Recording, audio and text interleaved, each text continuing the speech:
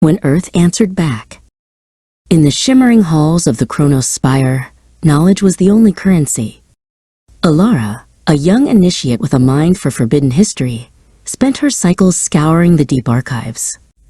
She lived in an age where the stars were reachable, but one small blue planet remained a jagged scar on the celestial maps. It was a place of legends, a world scrubbed from the official flight paths of every time vessel in the fleet. For centuries, the Spire had sent communion pulses toward Earth, high-frequency cosmic signals intended to probe the planet's remaining resources. Earth had never responded. It was a silent, dead rock. But this morning, the console screamed. A signal was coming back. It wasn't a message. It was a rhythmic, low-frequency thrum that made the very foundations of the Spire vibrate. "You are looking at things that should remain buried, Alara," a voice boomed. Kalen, the High Guardian of the Spire, stepped from the shadows. His robes were woven from threads of pure light, and his eyes held the weight of 1,000 witnessed centuries. He did not look angry, but his expression was etched with a profound, lingering fear that Alara had never seen on a High Guardian before. Alara pointed to the holographic map pulsing between them. Earth was highlighted in a violent, bruised purple, surrounded by warning runes. "The communion pulse we sent yesterday, it didn't just hit the surface," she argued. "Something caught it, and now something is sending it back. Why is everyone so afraid of a return signal from a primitive world?" Kalen remained silent, his grip tightening on his staff. Alara's resolve was set. That night, she bypassed the security protocols of the Spire's launch bay. She didn't need a massive ship. She had a portable slip drive, a device she had spent years calibrating in secret. If Earth was finally answering, she was going to be the one to hear the message first.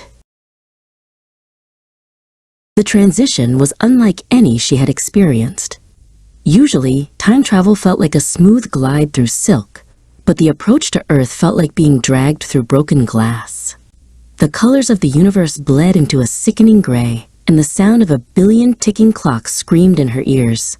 She felt herself being unraveled and rewoven, her very memory stretching thin. When the light faded, Alara found herself standing in the middle of a bustling city square. It was beautiful in a way the Spire never was, gritty, loud, and bursting with life. Sunlight filtered through a haze of smog, and the air smelled of rain and exhaust. But as she took a step forward, she realized something was wrong. The people were moving, but there was a strange, rhythmic stutter to their shadows. A girl appeared beside her, holding a bright red balloon. She looked no older than Alara, with a face full of freckles and eyes that seemed to look right through the traveler. "You shouldn't be here," the girl whispered. Her name was Maya, and as she spoke, the balloon in her hand didn't bob in the wind. It stayed perfectly, unnaturally still, as if frozen in the air. Alara followed Maya to a nearby park bench. The grass was a vibrant green, but it felt like plastic under Alara's boots. "Is this Earth?" Alara asked, her heart racing. Maya nodded slowly, her movements jerky. "It's the version of Earth they let you see. We've been living this same Tuesday for a very long time. I think I've been 17 for 1,000 years." As Maya spoke, a shadow detached itself from a nearby tree. It wasn't a normal shadow, but a flickering, translucent man who looked like a ghost caught in a failing projector. Maya didn't seem surprised. "That's Vax," she said sadly. He was a traveler too. He thought he could study the signals. Now, he's just part of the background noise. Vax lunged forward, his hands reaching for Alara's glowing gauntlet. His voice was a raspy echo, sounding like a recording played at the wrong speed. "The signal," he hissed. "Earth didn't answer because it wanted to talk. It answered because it finally found the frequency of the Spire's front door. It's using our own signals as a bridge to come and take back what you stole." Suddenly, a holographic projection flared from Alara's gauntlet. It was Kalen, his image flickering wildly. "Alara, get out now," he shouted over the sound of static. "The answer isn't a greeting. It's a tether.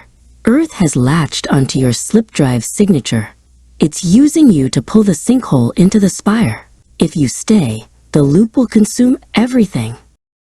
Alara didn't wait. She punched the recall sequence on her gauntlet, just as the city around her began to crumble into gray ash. She saw Maya smile one last time, a sad, frozen smile, before the world dissolved. Alara tumbled back into the spire, landing on the cold floor, gasping for air. But the low thrumming she had felt earlier was now a deafening roar. Kalen was there before Alara could even stand. He grabbed her by the shoulders, his grip tight and trembling.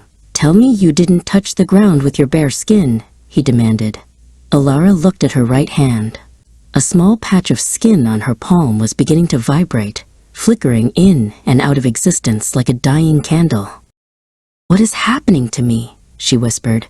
Kalen led her to a concealed elevator at the back of the spire, one that descended far deeper than any initiate was allowed to go, down into the foundation of time. Earth answered because it was hungry, Alara. "We have been starving it for eons. Now it has found a way to eat us." They arrived in a room filled with giant, ancient gears that didn't turn. In the center was a massive, pulsing engine of golden energy. Standing before it was a colossal holographic projection of a man in primitive armor. "This is Giron," Kalen said softly. "The first architect. He didn't build the spire to explore time. He built it to steal it." Giron's image shifted, showing a vibrant green earth. "Long ago," Kalen explained, "the universe began to run out of future. Entropy was winning. To save the spire, Giron committed the ultimate crime. He stripped Earth of its causality. He took every tomorrow the planet was supposed to have and used it as a battery to power our immortality." Alara stared at the projection in horror. "So the signals we sent, they weren't attempts to communicate?" Kalen shook his head. "They were mining drills.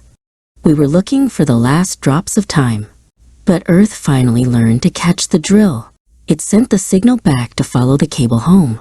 It wants its future back, and it will take hours to settle the debt." Kalen pointed to the flickering on Alara's hand. "That isn't a glitch.